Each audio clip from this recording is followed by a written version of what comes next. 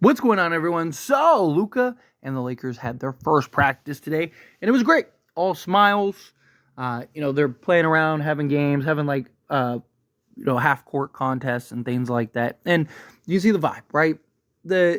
You saw it even in the press conference. You could see he was hurt, right? I mean, the poor guy, dude. He went from being the face of a franchise, getting the opportunity to get into the NBA Finals, looking to go back there again this year, and thought he was going to retire there, right? Spend the next 10 plus years there after spending the first 7 with the team, and just got his legs swept under him, right?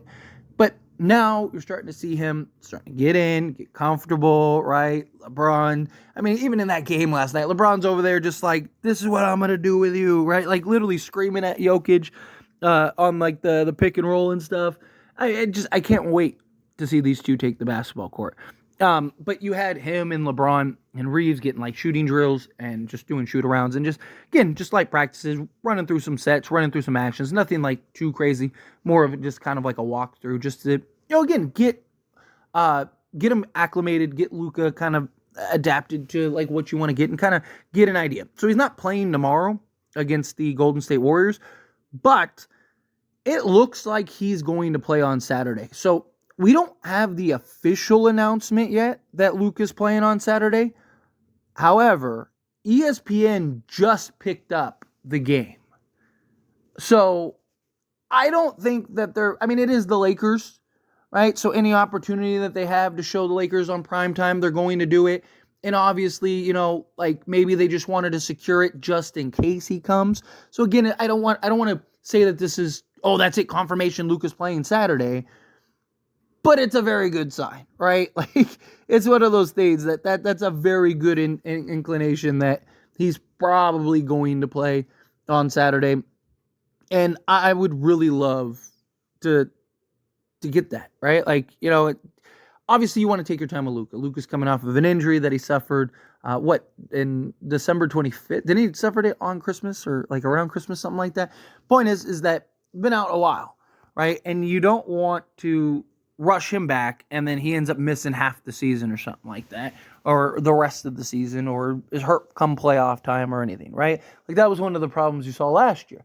Last year he ended up getting hurt and was kind of gassed. Yeah, they made the finals, right? But you saw him kind of, as it progressed, kind of get worn down and gassed, and he was dealing with injuries, and he even said, that he rushed back from injuries.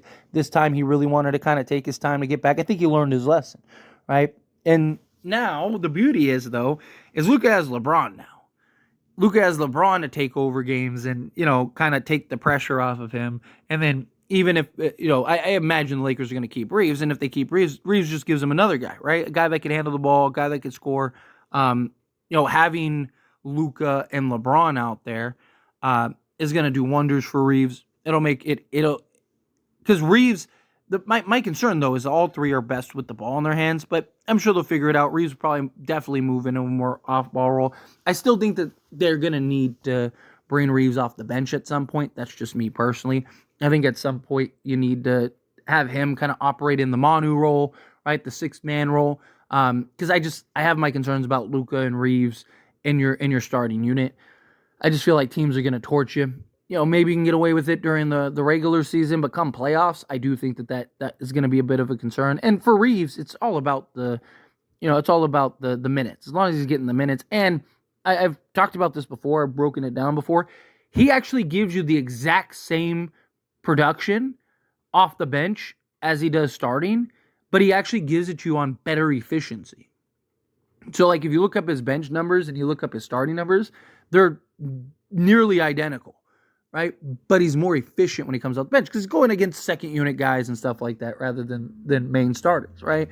But Luka and LeBron are two guys that they just draw and command so much attention, and obviously Anthony Davis is a guy that draws and demands attention as well, but he's a guy that needs setup, right? Where Luka does. As soon as Luka crosses that half court line, all the attention is fixated on him, and teams aren't going to be able to double team.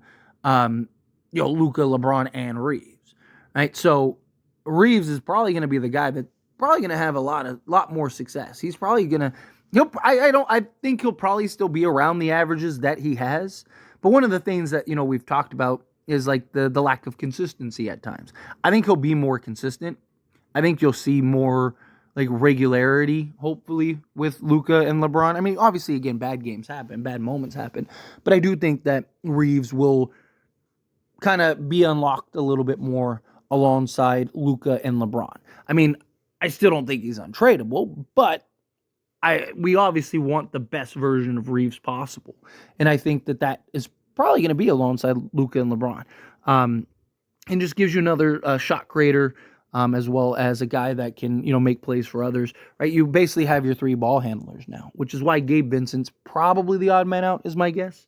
We'll see. We'll obviously see how that plays out, but regardless, Luka, he's here. He's all smiles. There's footage and video of him at the practice, and it's just him laughing and smiling and joking and hanging out. Dorian Finney-Smith was huge for the Lakers because Dorian Finney-Smith gave the Lakers that bridge, right? Dorian Finney-Smith gave the Lakers that confidant for Luka, and like you're seeing it. I mean, they're like inseparable. They're like laughing and hanging out, and they were having like a half court contest and talking all kinds of mess to each other and stuff, and in just a funny way, right? Like they're laughing, they're joking. But it's really good. Getting Dorian Finney-Smith was huge for Luka, honestly. But anyway, as always, this is a discussion, and I pass the question to you. Let me know your thoughts and opinions down in the comments below. What do you think? How do you feel? What are your thoughts?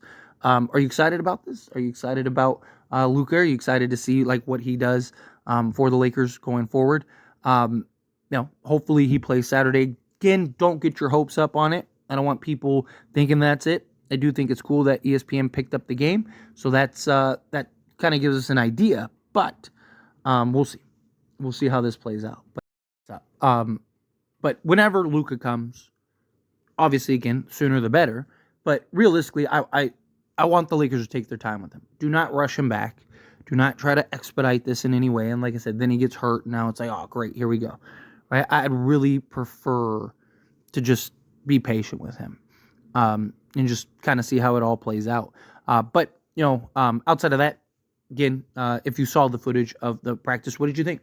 I really thought the vibes were good.